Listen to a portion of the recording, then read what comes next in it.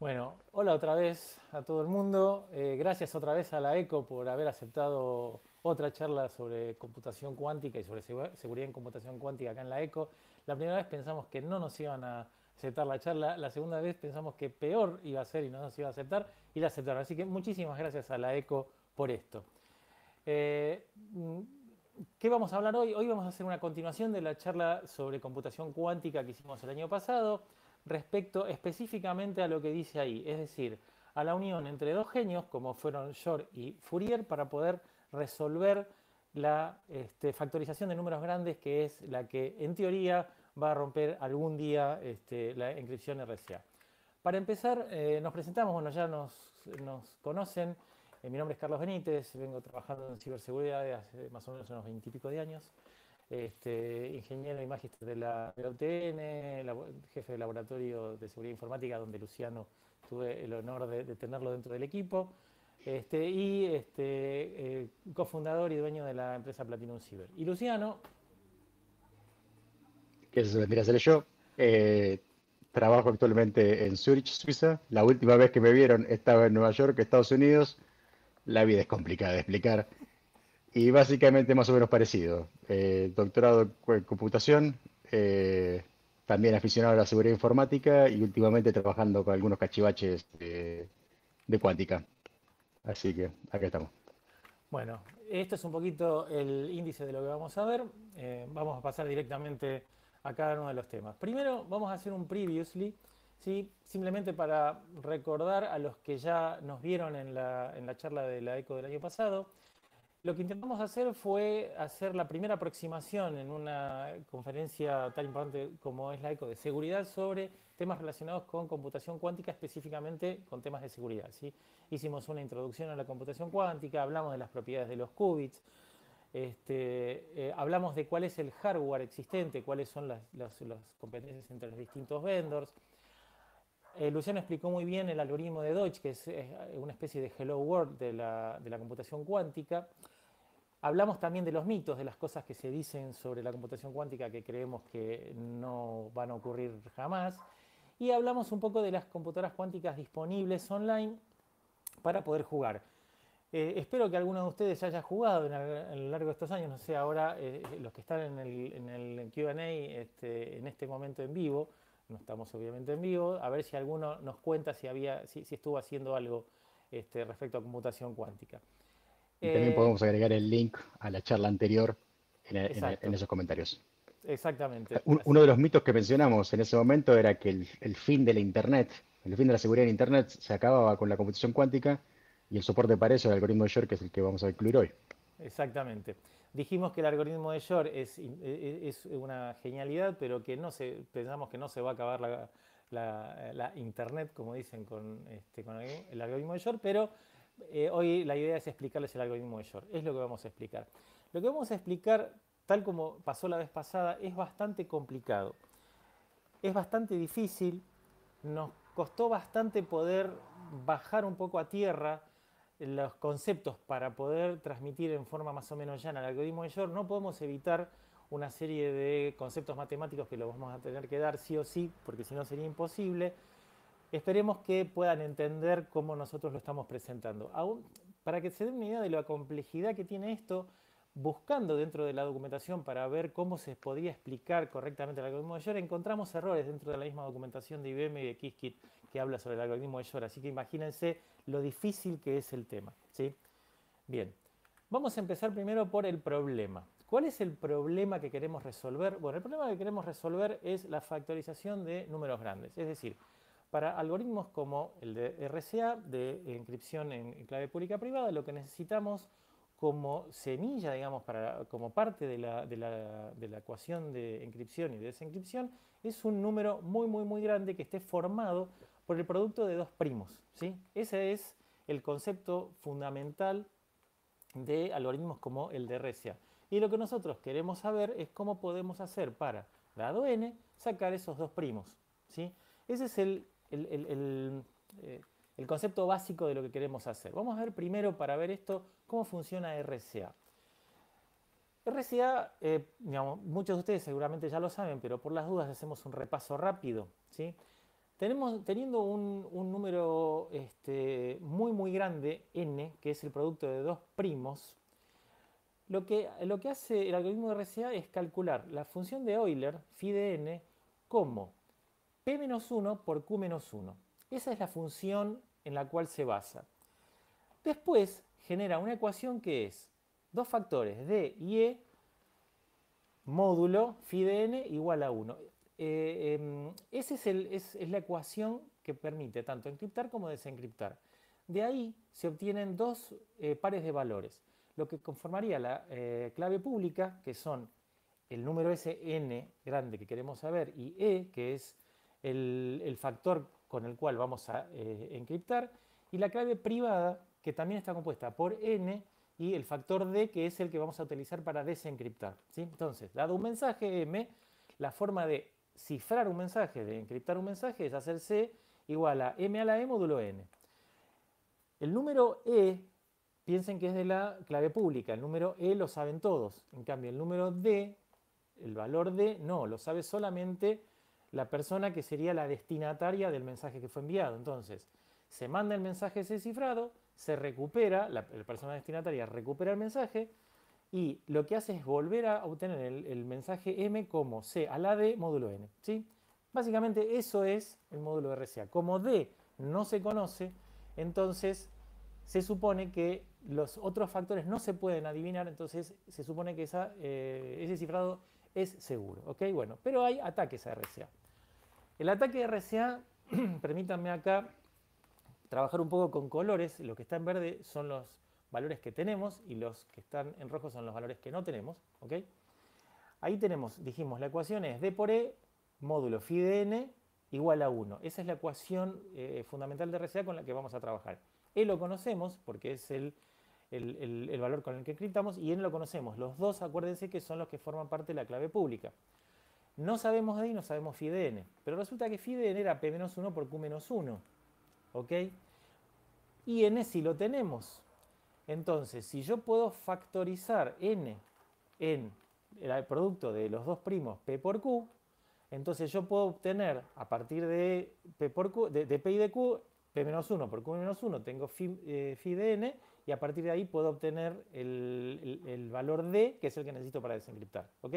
Esa es la razón por la cual nosotros necesitamos tener p y q para poder atacar RCA sin conocer, sin que nos digan cuál es la clave para desencriptar. Fantástico. Bien. Dame un paréntesis acá. Señor. Factorizar, cuando Charlie dice n es grande, se refiere a que es muy grande. Estamos hablando de RCA, esto, ¿no? Así, un sí, número así. Eso es grande. RCA ¿Ok? de 1024 tiene, acá me estoy fijando en Wikipedia, tiene 309 dígitos. Ok. Eh, y hay un premio de $100.000 para quien logre factorizar un RCA de 1024. En general, bueno, hay premios para básicamente factorizar cualquier RCA. Hay algo que se llama el RCA Factoring Challenge, que lo pueden encontrar en Wikipedia, no lo voy a mostrar ahora, pero básicamente es una lista de un montón de científicos que tratan de ganar plata fácil, bueno, fácil, con Sí, supercomputadora mayormente, que sí. posiblemente el premio no pague la supercomputadora.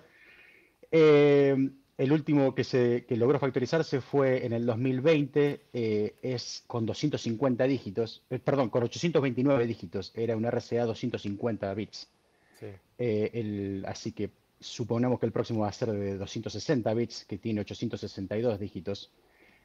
Un RCA de 2048, eh, eh, sí, tiene, oh, perdón, estaba dando los números al revés. RCA de 1024 tiene 309 dígitos, está bien, Claro, y un 309. RCA de 2048 tiene 617 dígitos.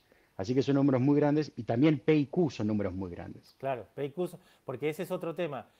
Cuanto más cercanos estén PIQ, más difícil es adivinarlos, ¿sí? Sí, además, piensen que PIQ tienen que ser números primos. Bueno, entonces, ¿cómo factorizamos? ¿Sí?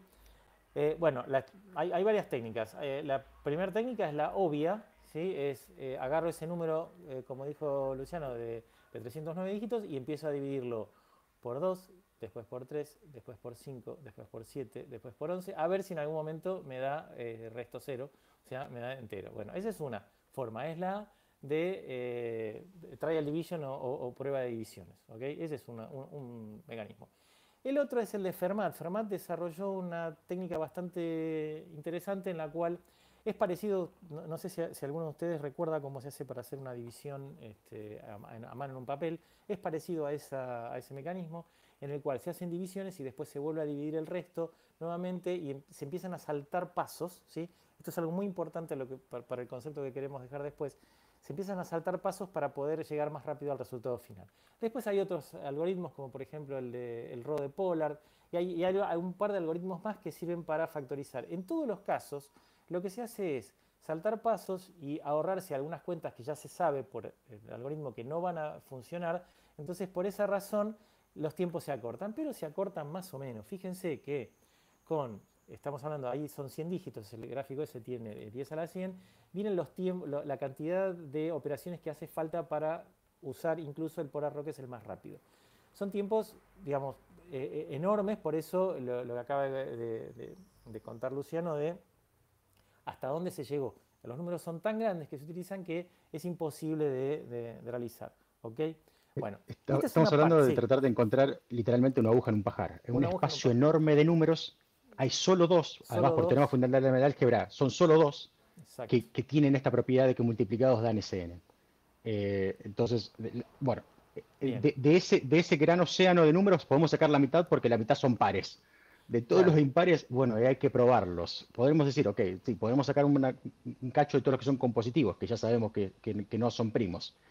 Aún así tenemos todavía un montón de océano para encontrar estas gotitas que son este P y este Q. Exactamente. Por lo tanto, digamos, por más que mejoremos este tipo de algoritmos, es muy difícil que se pueda realizar en tiempos razonables. Bueno, terminamos acá y ahora vamos a pasar, así vamos a hacer un salto cuántico a otro tema. Vamos a hablar de un personaje, el señor Joseph Fourier, un personaje, un físico y matemático francés que vivió en el siglo XVIII. Un genio, digamos, tiene un montón de desarrollos, un tipo físico, matemático, ingeniero también, socio de Napoleón. Napoleón, una de las cosas que hacía es rodearse de gente que sabía mucho. Ese es uno de los secretos de su éxito, ¿no? Más allá de la cuestión moral de si estaba bien lo que hacía Napoleón o no, la verdad que esa es una de las cosas que hacía. Y Fourier era uno de los que trabajaba con Napoleón desde el punto de vista científico. Fourier, una de las cosas que hizo fue, dentro de sus desarrollos, desarrollar la serie de Fourier. La serie de Fourier lo que hace es permite descomponer una función en sus componentes armónicas. Y a partir de la serie de Fourier, lo que desarrolló fue la transformada de Fourier. La transformada de Fourier, este es un gráfico bastante claro, no sé si alguno de ustedes alguna vez ha visto algo de procesamiento digital de señales o procesamiento de señales. Ustedes ven ahí, por ejemplo, si ven desde el punto de vista del dominio del tiempo, ven dos señales, dos ondas, ¿sí? Que podrían ser dos notas musicales, que están sobrepuestas y que de esa forma dan un tono, si uno escuchara eso, daría un tono que mezcla las dos. La transformada de Fourier lo que hace es, esa señal, esa función, la pasa a otro dominio, o sea, hace un cambio de base y la pasa al dominio de la frecuencia, en la cual solamente obtiene los componentes de esas dos armónicas. En este caso es un caso muy puro, en el cual tenemos dos señales bastante bien diferenciadas, bien claras, qué sé yo. Y yo lo que podría hacer en bueno, la función es además unitaria, entonces yo puedo hacer transformada de Fourier, después antitransformada y volver al estado original de la función. Es una cosa interesante también que tiene.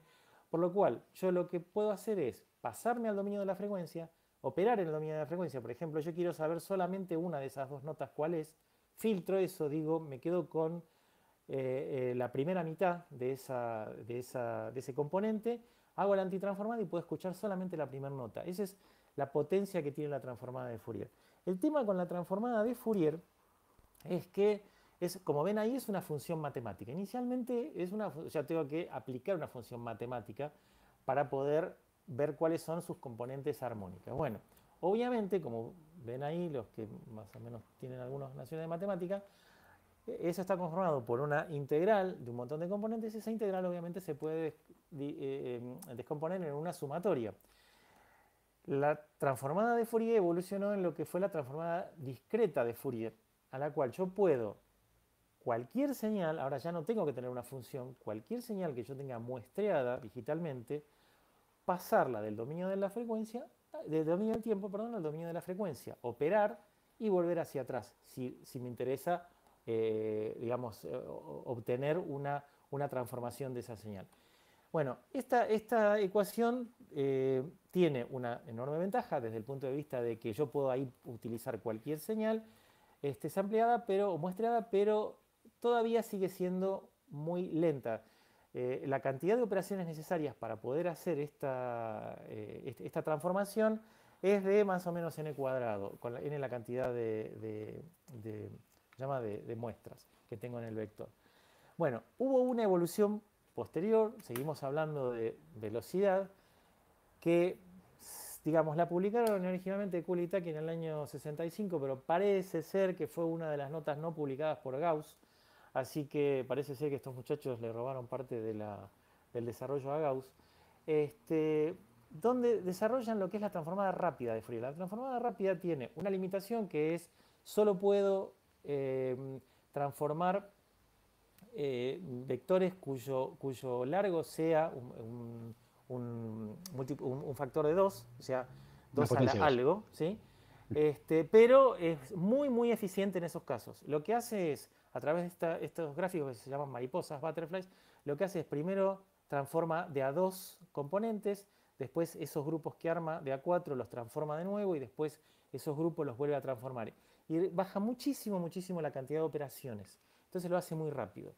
Esto fue terrible en una época que casi ninguno de ustedes seguramente o ninguno de ustedes vivió, que fue la época de la Guerra Fría. ¿Sí? La Guerra Fría, fíjense, acá tienen por ejemplo un gráfico de cómo el tiempo que es necesario para poder trabajar con la DFT y el tiempo con la FFT. O sea, miren el factor, ¿no? De 10, estamos pasando de 10 a la 40 a 10 a la 20 como nivel de complejidad. Durante la Guerra Fría hubo una especie de batalla que se libró que casi oculta, y es literalmente oculta, debajo de los océanos, en las cuales tanto un bando como el otro tenía cientos, miles de submarinos pululando por los distintos océanos tratando de ver qué es lo que estaban haciendo los demás. Y resulta que los submarinos son muy difíciles de detectar cuando están sobre todo bastante profunda abajo Sobre del todo agua. con vista satelital, que era lo que estaba de moda en ese momento. Había técnicas para buscar las burbujas de los submarinos y las estelas, pero era ¿Con muy difícil satélites? hacerlo. ¿Posta? Sí, sí, sí, sí. Sí, sí, sí. ¿Podés ver Sí, sí. burbujas de Sí, submarino con sí, un satélite? sí, señor. ¡Pah! Sí, señor. Y estelas, las estelas. Pero tenían que estar a cierta profundidad y el mar tenía que estar calmo y un montón de condiciones. La mejor forma era por sonido. La mejor forma era a través de sonar. La forma de detectar submarinos en esa época era desplegando una enorme cantidad de sensores sonar pasivos por todo el océano y tratar de ver a ver dónde podía detectar, ahí se podía detectar la cantidad de submarinos que estaban dando vuelta, qué velocidad iban, qué tipo de submarino fue Pero, una ¿qué, época, qué los significa que 70 y sean los 80. pasivos? ¿Qué Pasivos es significa que que no sean emite, no es el sonar que ustedes ven en la película que hacen el ping, tira el ping y el otro lo recibe, no. Ah, no tiene un eco y lo recibe de vuelta. Escucha el sonido que genera el submarino, Ah, bueno, a los que vieron, a los que les gustan las películas vintage y vieron la Casa del Octubre Rojo, ahí lo pueden ver, está muy claro, si pueden leer el libro es muchísimo mejor, el libro tiene una enorme cantidad de detalles técnicos de cómo se hacía eso y está muy bien escrito, yo no sé si Tom Clancy sabe tanto o si realmente estuvo muy bien asesorado porque bueno, yo trabajé en eso y les digo que todo lo que decía ahí está todo perfectamente bien, ¿sí? pero en el libro no está Bueno, John Connery. no, en el libro no está John Connery. Así que bueno. Bueno, ¿y cómo se hizo? Bueno, el oeste, digamos, los americanos, la OTAN, tenía un sistema llamado SOSUS Caesar, de una enorme cantidad de sensores desparramados por el Atlántico Norte y un montón de lugares que no sabemos dónde porque está clasificado. Y la parte soviética tenía al Gramonía, que significa armonía, que era el mismo el sistema que usaban para detectar a los submarinos yanquis. Lo mismo, ¿sí? Ahora, ¿cuál era la base? ¿Cuál era la tecnología a través de la cual unos podían escuchar a los otros y lo podían hacer realmente con la tecnología computacional de la época, la FFT. O sea, Fourier ahí, a full.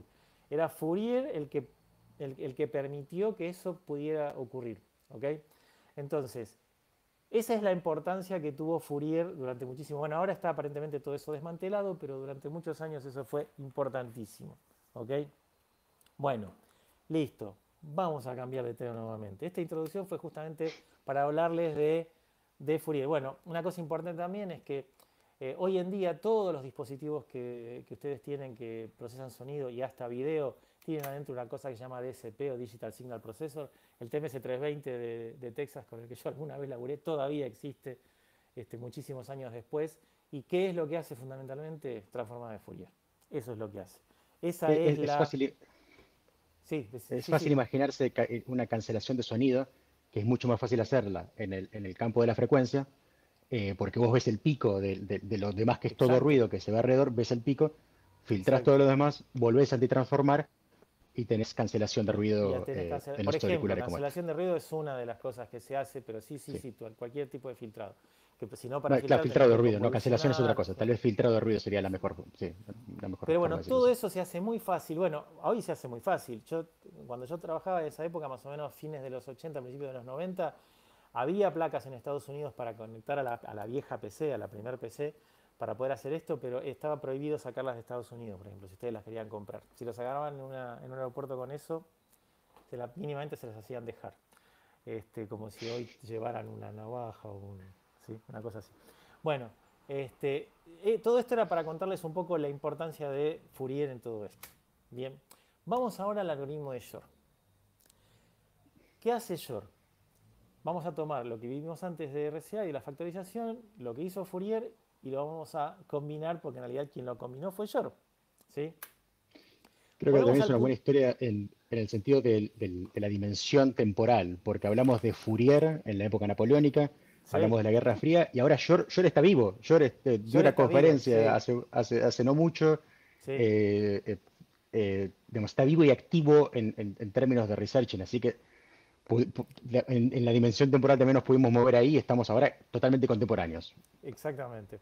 Es más, hay un video de Yor explicando cómo fue que se le ocurrió todo esto, está buenísimo. Si quieren, si pueden, bueno, También lo por ahí pondremos después en los lo busque y se lo comentarios. podemos pasar, se Sí. lo podemos pasar, sí, tal cual. Bueno, volvemos Y el entonces al algoritmo de Shor problema. tampoco es tan antiguo, ¿no? Ah, no, no, En cierto, es del eh, lo, 94, lo estoy googleando ahora, pero sí, estamos sí, hablando de historia muy reciente. muy reciente, exactamente. Y el algoritmo obviamente fue antes que la implementación del algoritmo, obviamente, ¿sí? Lo mismo que le pasó a Fourier con su transformada. Bueno, vamos a ir al algoritmo de Shor. Acá, abróchense los cinturones, sírvanse un café, porque acá empezamos a complicar un poco la cosa. ¿Qué queremos hacer? Queremos obtener los dos factores primos, que son los componentes de un número muy grande, ¿sí? 300 dígitos, 600 dígitos. Entonces, ¿qué hacemos? Sabemos que n, que lo tenemos, porque lo tenemos como parte de la clave pública, ¿sí? Pública.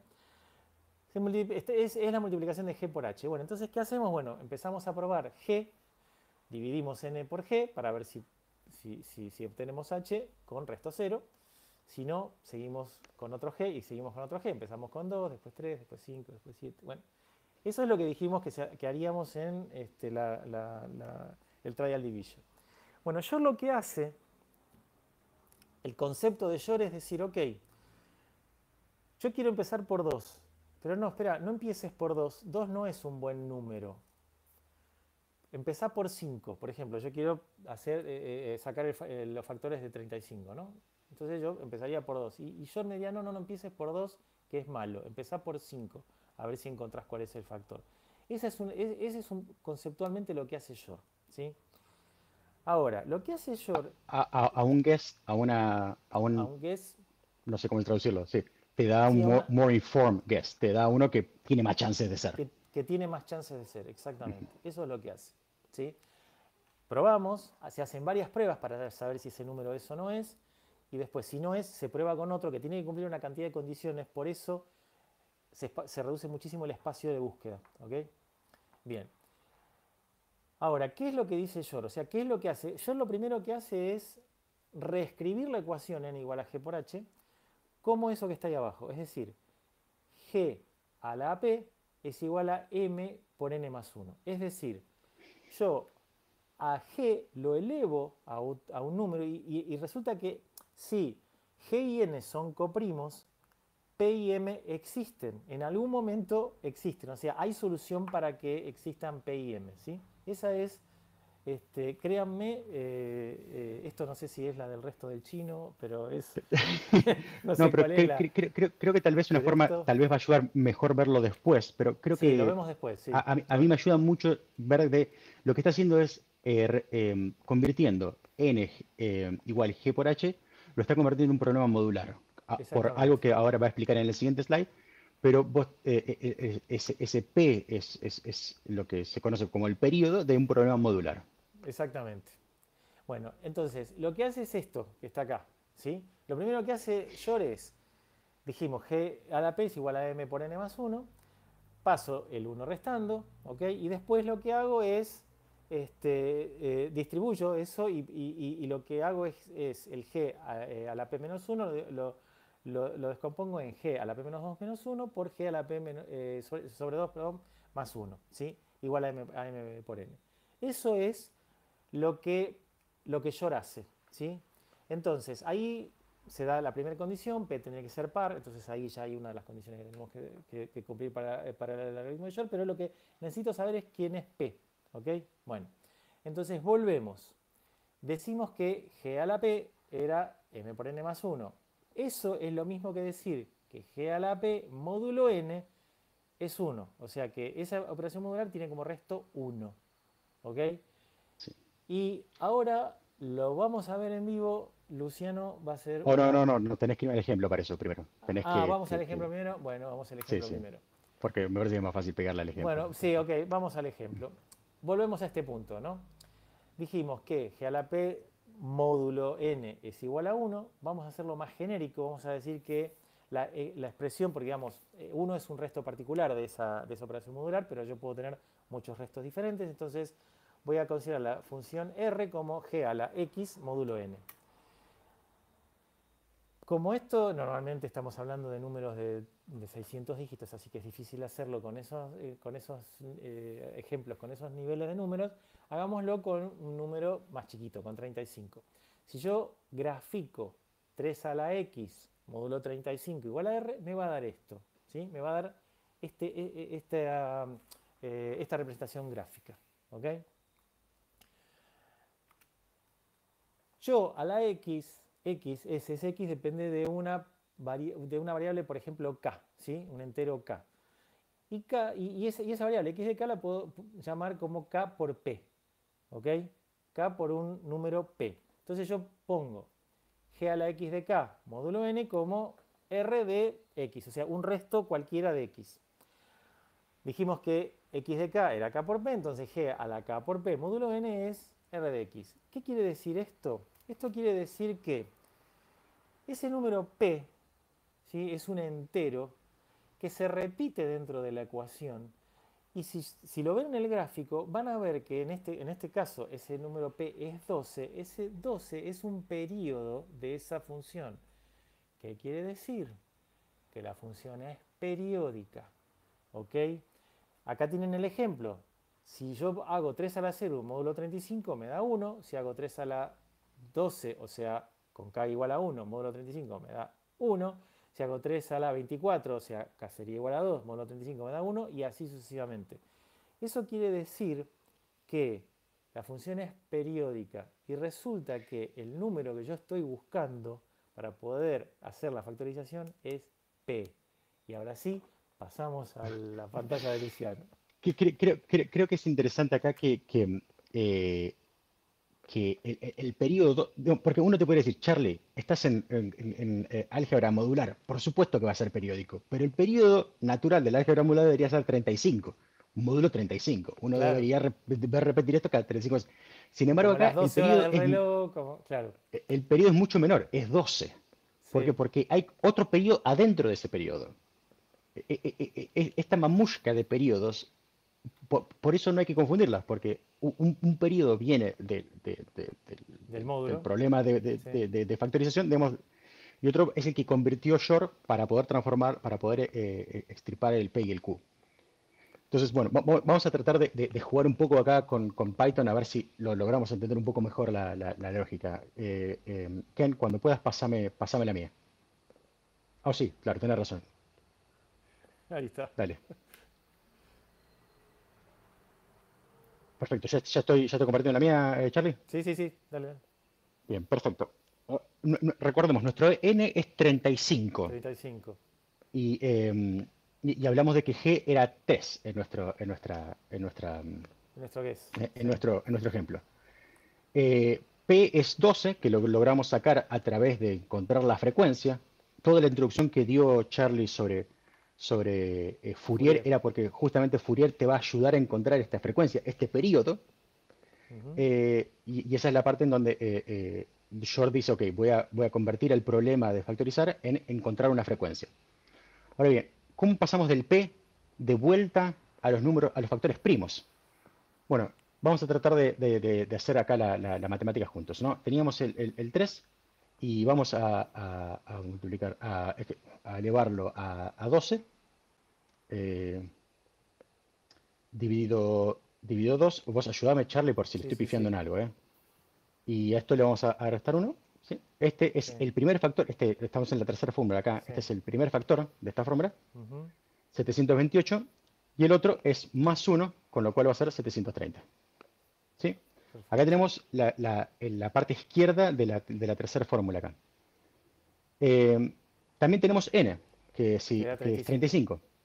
Así que podemos calcular m, básicamente haciendo 728 Por 300, 730. por 730 dividido 35. 35. ¿Sí? Este es nuestro m. Sí. ¿Sí?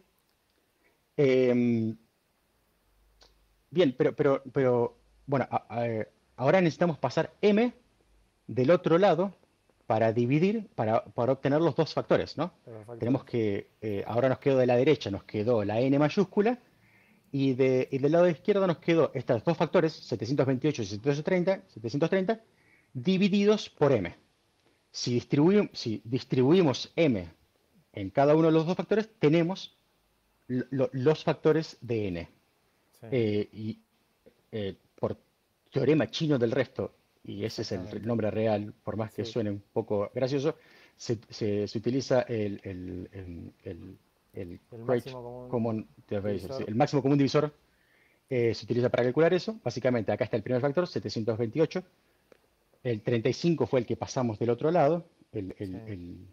Em, y el 730. Ups, hay que importar porque si no, acá no funciona. Esto es Python. Y acá tenemos nuestros dos factores, 7 y 5. 7 y 5 7 son y los 5. factores de 35. Sí, Entonces, exactamente. eh, eh, en este digamos, acá lo que estoy tratando de demostrar un poco es cómo pasar de la P a los Sí. factores. Pero ¿cómo llegamos a la P? A la P Bueno, llegamos a través de encontrar el periodo de la un función. periodo. ¿Y cómo Sí. conseguimos ese periodo? A través de la transformada de Fourier. Pero no de la Eh, transformada de Fourier que venimos hablando ahora. De una no, nueva transformada de Fourier. bueno, en realidad lo podemos hacer también con la transformada de Fourier clásica. Y podríamos factorizar números con una Sí, computadora clásica, con una transformada de Fourier clásica. El problema es que también sería superpolinomial en el mundo clásico hacer una transformada de Fourier. Acá exacto. la cosa linda que tiene la transformada de Fourier es que hay una versión subexponencial de la transformada de Fourier. Entonces, este Shor es un puto genio. Sí, Encontró un problema que clásicamente es equivalente, pero uno de los componentes es muy efectivo de hacer una computadora cuántica. exactamente. Un genio. Pasamos a la compu de Pasamos Charlie. a... Ken. Bien. Entonces, ¿cómo se hace eso? Como decía Luciano, con la transformada cuántica de Fourier. La transformada cuántica de Fourier es simplemente esto. Lo que hace la transformada cuántica de Fourier es pasar de la base computacional a la base de Fourier en una computadora cuántica. Hay un tema que es diferente respecto a lo que es la transformada de Fourier, la transformada discreta y la transformada rápida de Fourier. Yo en esos casos tengo un vector de entrada y tengo como resultado un vector de salida. Acá no tengo eso. Acá lo que tengo son estados de qubits. Recuerden los estados de los qubits, ¿sí? Fíjense, ahí tenemos una animación hecha por la gente de IBM también, que es cómo voy transformando los números, el número binario desde el 0 hasta el 15, y cómo lo voy pasando al espacio Fourier, que es con ese tilde ahí arriba. Fíjense lo que pasa con los vectores. Los vectores en realidad de estar hacia el norte o hacia el sur, o sea, marcar un estado 0, un estado 1, primero lo que hacen es se ponen en estado superposición, o sea, se ponen sobre el ecuador y después giran sobre el ecuador. Eso es lo que Sobre la pasa en una rotación. transformada. Esas son las rotaciones que ocurren en una transformada cuántica de Fourier, ¿ok? Y lo que ocurre acá es esto. Yo pongo en una transformada cuántica de Fourier la sucesión de números en las cuales tengo todos los valores de esos periodos sumados, como se produce una superposición de superposiciones.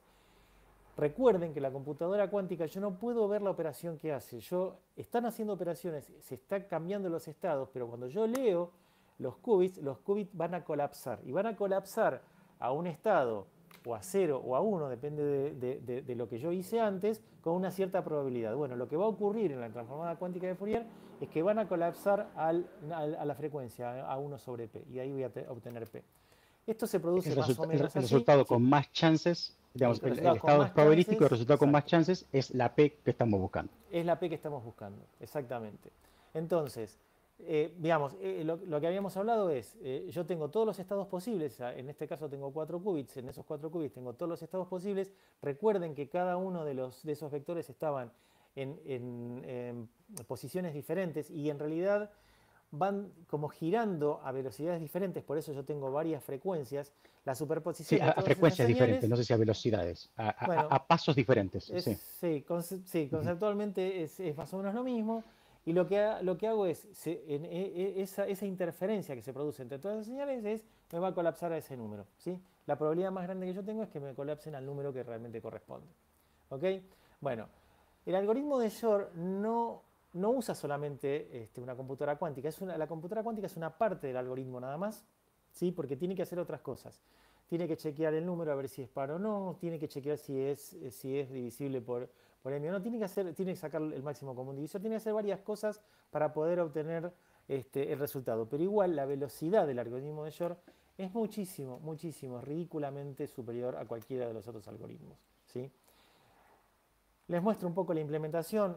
Ese pedacito ahí en marroncito que se ve en el medio es la parte de la computadora cuántica. Todo el resto es computación clásica, ¿sí? Hay muchos algoritmos que corren en lo que se conoce como híbrido, que es Lo esta había... combinación de computadoras clásicas y cuánticas, Exacto, y es uno de los mitos que también hablamos la vez pasada. Uno de los mitos era que las exacto. computaciones cuánticas, que la computadora cuántica va a reemplazar a la computadora clásica. Y dijimos en ese momento, no, la mayoría de los algoritmos trabajan combinados.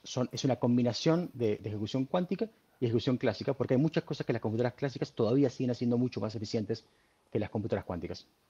Sí, en realidad es muy probable que haya cosas que las computadoras clásicas van a seguir siendo siempre mejores que las computadoras cuánticas porque Totalmente. son completamente diferentes las formas de operar, ¿sí? Ustedes recuerden eso, ustedes lo que están haciendo cuando están cambiando los estados de un qubit o de un sistema de qubits, ¿sí? Lo que están haciendo es cambiando los estados internamente. Internamente van a suceder cosas, pero ustedes no las van a poder ver. Las van a ver recién cuando lean esos qubits y cuando los lean van a colapsar. Entonces no van a poder tener estados intermedios. No pueden, ya lo habíamos visto un poco la vez pasada con el algoritmo de Deutsch. Bueno, acá ocurre exactamente lo mismo. Bueno, algo para terminar con el tema de la transformada cuántica de Fourier. La transformada cuántica de Fourier, ustedes vieron el algoritmo antes, la fórmula, bueno, en el caso de dos qubits, esa es la fórmula. No sé si lo recuerdan, pero esa fórmula es exactamente la misma que la de la transformación de la compuerta Hadamard. ¿Okay? Entonces, por eso es muy fácil hacer una transformada cuántica de Fourier porque se puede implementar muy fácil en una computadora cuántica utilizando una cantidad de compuertas Hadamard para poner a los qubits en superposición y después las compuertas que lo que van a hacer es hacerlo rotar dentro de ese ecuador, Del Ecuador. digamos, dentro del Ujú. espacio de de los qubits. Este tipo de operaciones están implementadas nativamente en muchas de las computadoras cuánticas que existen en la actualidad, por eso son tan Exacto, eficientes de implementar. Eficientes en el sentido de que es una simple operación, es un simple pulso a la computadora. exacto. No eficientes en términos de profundidad del circuito o de tamaño del circuito, que es lo que viene ahora. Claro. Bueno, acá si ven, por ejemplo, este es un ejemplo de el algoritmo de Shor implementado para 4 qubits. ¿Sí? Ustedes tienen ahí los primeros, usan más, usan 8 porque en realidad usan los 8 qubits como Ansible para poder definir los estados. Ahí tienen esos 13 a la 1, 13 a la 2, 13 a la 4, 13 a la 8, son los números que habíamos visto antes, que estamos probando para ver si son o no son los factores. Eh, pero esos qubits modificados son los que se inyectan sobre el transformador, digamos, la transformada cuántica de Fourier. Que la transformada cuántica de Fourier en 4 qubits es esto, ¿sí? Son una compuerta Hadamard, son los tres compuertas de rotación, la CIROT o NROT, y después, por un tema, digamos, también así medio complejo, los qubits, las posiciones de los qubits quedan invertidas respecto a los de entrada, por eso hay que volver a invertirlos. Eso es en 4 qubits. En 8 Cuando Charlie qubits se refiere a 4 qubits, se refiere a factorizar un número un de número hasta 4 4 bits, qubits, exactamente, a 4 bits, que entra en exacto, 4 bits, con lo cual para factorizar 4 bits necesitas 8 qubits. exacto, exacto. Son 4 qubits que lo vas a usar como puesto en superposición y los otros 4 como auxiliares. Los necesitas ¿Sí? como auxiliares, claro. Bueno, esto es lo que ocurre en el caso de una implementación del algoritmo de Shor para 8 qubits. Como verán, se complica un poquito. Y ese rectangulito que dice QFT ahí se abre en esto. Y acá es donde la cosa se complica. ¿Por qué?